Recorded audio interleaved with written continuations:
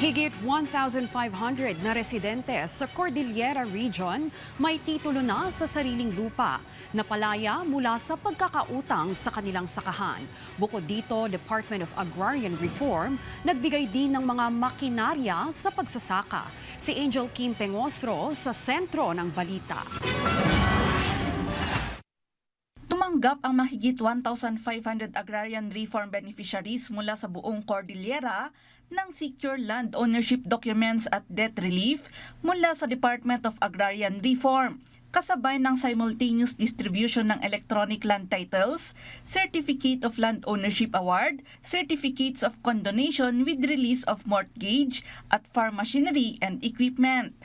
Pinangunahan ito ni Department of Agrarian Reform Undersecretary for the Foreign Assisted and Special Projects Office, Jesry Palmares. Mula sa naipagkaloob na 625 e-titles at CLOA, lalawigan ng Kalinga ang may pinakamataas na bilang na 416 land titles, 42 sa Abra, 2 sa Apayao, 13 sa Ifugao at 152 sa Mountain Province. Ipinagkaloob pa ng ahensya ang Certificates of Condonation with release of mortgage sa mga kwalipikadong benepisyaryo. Tumanggap ang lalawigan ng Kalinga ng 836 certificates na pakikinabangan ng 707 ARBs, habang tumanggap ang Apayao ng 135 certificates at 34 sa Ifugao.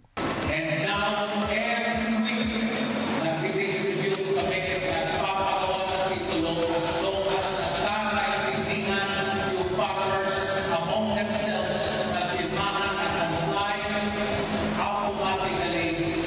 Pinapasa namin yung folder ng isa't isang farmers sa register of deeds para ma-process yung title. Samantala, 506 agrarian reform beneficiaries mula sa 6 na agrarian reform beneficiary organizations sa Kalinga ang tumanggap ng farm machinery, equipment at agricultural input sa pamamagitan ng Climate Resilient Farm Productivity Support Projects para sa calendar year 2026 ng ahensya. Kinabibilangan ito ng hand tractor with trailers and accessories, portable greenhouses, mini corn mill, grass cutter at iba pa.